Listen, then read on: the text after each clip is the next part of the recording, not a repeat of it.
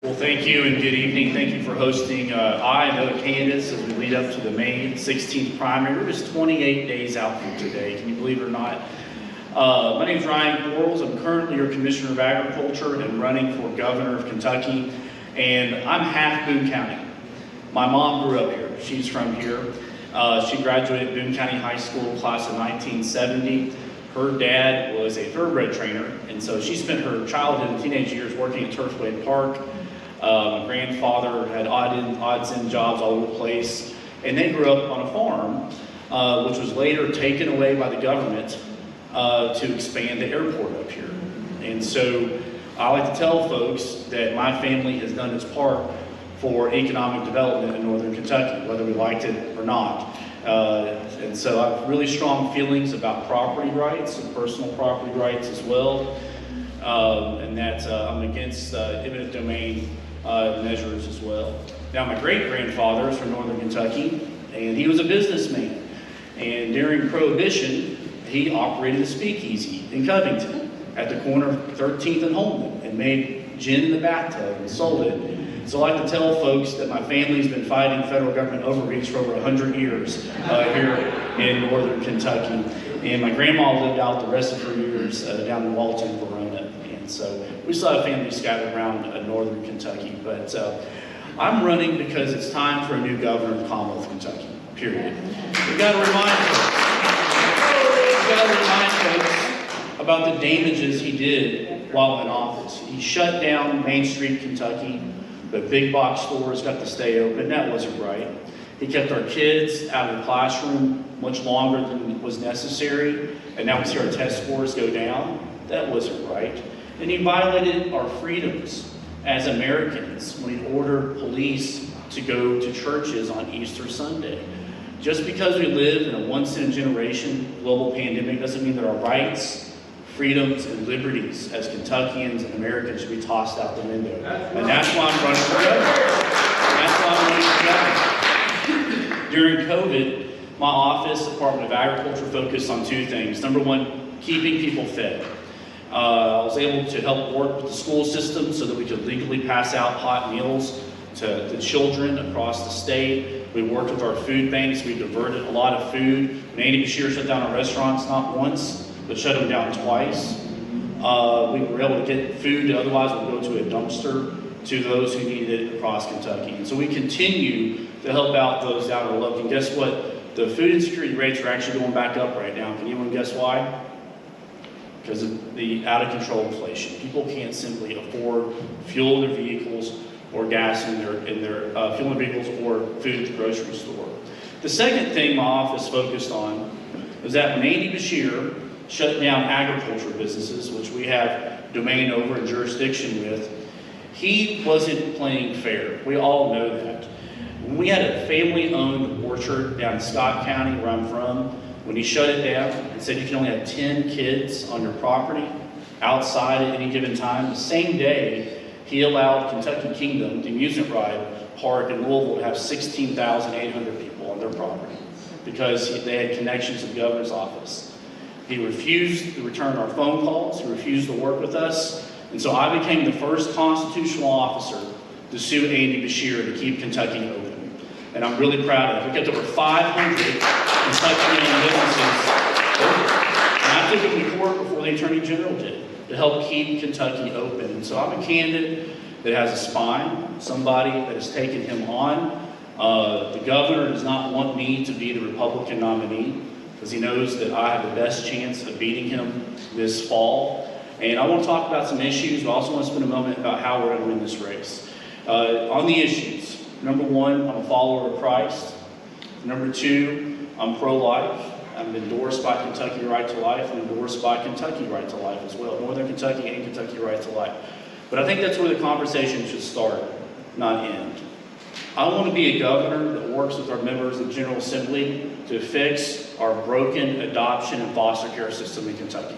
We have over 8,000 kids looking for a forever home, and I think that we need to work with our faith-based community. There are 6,000 churches in Kentucky, 8,000 kids looking for a home. I think we should work with them to try to find a better system as well. I'm a defender of the Second Amendment. It's there for personal protection. I was in a blind yesterday, no luck though, hunting wild turkey. And it's also there, as our founding fathers intended to be, is for the population to be armed. And so I'm a defender of that as well. I'm also going to be a governor that stands up, supports, and funds our men and women law enforcement, our police and first responders. At the Department of Agriculture, we have a police force, and just this morning we swore in our latest officer at the Department of Agriculture. And some of you may be wondering, what do these folks do? If you ever watched the TV series Yellowstone, these are the real livestock agents of Kentucky. And so it's important that we stand up for the police. I also want to be tough on the drug dealers across Kentucky that are selling poison into our communities. Drug dealers belong behind bars. And if a drug dealer is selling fentanyl that results in the death of a Kentuckian, we should pass a law that they will be charged with homicide. Yes. They need to be charged with homicide. I'm also a governor that wants to believe in second chances. We all know somebody that has suffered through the scourge of addiction. I certainly do as well. That I want to be a governor that helps give resources for those that go through recovery. Because that's the best case scenario for everyone. It doesn't work for everybody. But we got to get those folks back into the workforce. And speaking of which, we have a workforce participation crisis in our state. Only 56% of healthy, able-bodied Kentuckians aged 18 to 65 are working right now. We need to stop paying people to sit at home and watch Netflix. We got to get them back to the workforce. We can do this through benefit reforms, again, working with the General Assembly, also workforce programs as well. We have a plan. I'm against mandatory vaccine mandates. I think that's very important. And speaking of education, it is wrong to let boys play girls' sports, period. Here are my thoughts on education. My mom spent 30 years in the classroom. I have great respect for our educators. I have a doctorate in education as well. That number one, parents should have a say-so in what their kids are exposed to in the classroom. We got to support our parents. Number two, we have a lot of great teachers. They're trying to do two things. They're trying to teach and they're trying to raise other people's kids. I remember when I acted up, it didn't happen very often in school. The punishment at home was a lot worse than what I got at school. And that's why I support discipline reform in the classroom for our school teachers. They should be able to control the learning environment. I'm also a supporter of school choice in Kentucky as well. And that this next session, I think, is going to be the one that's going to focus on that and finally get legislation passed as well. I'm also a supporter of vocational and trade programs. I grew up on a farm. I started working full-time when I was 6 years old for $1 an hour. And I'm not exaggerating, if I wanted a CD player or a bicycle, I didn't wait for the government to send me a check. I went out there and earned it on my own. And that's the sort of leadership we need in the governor's office as well. Someone who's earned it in life. You know, my daddy wasn't governor. I don't come from a political family. I served in the General Assembly, and thank you for those that just came back from session. I always know it's a grueling experience. I'm a big believer in skilled trades.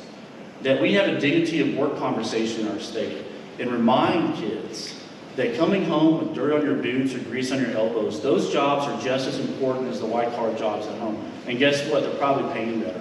There's a welding school over in Fleming County. It's privately owned because I don't think we're doing enough with our school systems right now.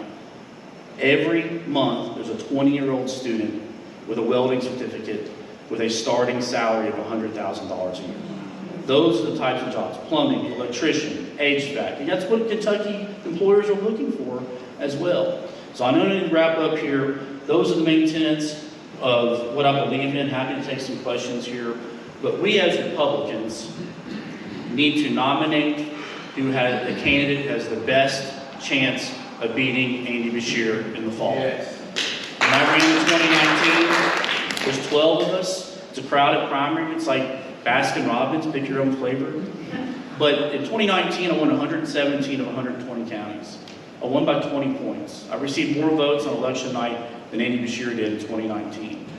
I would encourage you to select someone that's been down this path before, someone that has visited all 120 counties this election cycle, someone who's been to all 120 counties multiple times, somebody that can run the score up in rural Kentucky and connect our urban communities with our rural communities as well.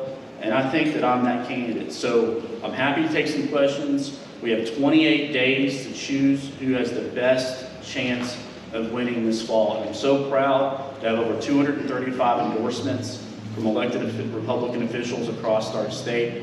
I'm telling folks, we're hitting 15 to 20 counties a week right now. I'm putting the effort in. I'm visiting every single county twice and every Dollar General store once, so you know we have a lot of stops ahead of us. So thank you for having me here tonight, and happy to take some questions. Yes, sir. What do you think about the abuse of the child protection services? The abuse? Yeah. I think we need to dismantle the Cabinet for Health and Family Services.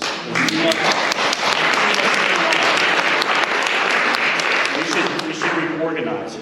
You got Medicaid going through there. You've got adoption and foster care issues. We just saw other issues with our juvenile justice over public protection as well. I want to work with the General Assembly to do this. They even had milk inspection at that cabinet. And so we've got to reorganize, work with the General Assembly once again to try to make sure that we get it right.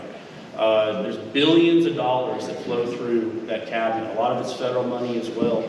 And that if there's one thing I hear on the campaign trail is that there are so many potential parents that just want to adopt, just want to bring a foster care in, and there's a 2-year average wait.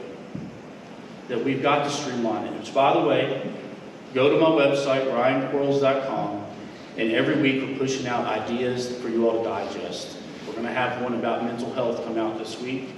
Last week was our education plan. We had a tax plan come out. We had a plan about Eastern Kentucky tourism, about how we can help revitalize that part of the state. And so please check out the website, check out our ideas. Yes, ma'am. Speaking of federal funding, as a governor, you're going to get rid of that and start making Kentucky the state nation it deserves to be in the Yes, government overreach? Yeah, pushing back against federal government overreach. So a lot of times, most of the time, when the federal government hangs funding out here, they have tentacles on it. Yeah. Meaning you have to comply with certain things in order for it to be eligible. And some states during COVID rejected the money, saying we don't need this. But for me, I have a track record of pushing up against federal government overreach, especially Obama and now unfortunately Biden's EPA. WOTUS regulations, we're very active about pushing back against the EPA power grab on landowners here in Kentucky because of loose and changing definitions of navigable waters. And so we're going to continue to do that. As your ag commissioners, we have pushed back against the FDA, which has been very unresponsive, particularly when it comes to agriculture as well. And so for once, this is the first time I know of that there's lots of money in Frankfurt. And that's because of tax changes that the Republican legislature, not the Andy Beshear, put in place. And I want to be a governor that shares the credit with our local officials rather than take the credit for everything, because that's what he's doing right now. Yes, sir. Last question. Sorry. As governor, would you engage in executive branch lawmaking like you did when you banned update products, which caused a statewide injunction to place against you for exceeding your authority? Thank you for your question. And that's one of those areas where I think it's important to work with the Kentucky General Assembly, which just dealt with Delta 8 regulations. And so for me, I think that one distinguishing characteristic about my candidacy is that I've mentioned it probably 5 times tonight that I want to work with the General Assembly instead of suing them like Andy Beshear has done.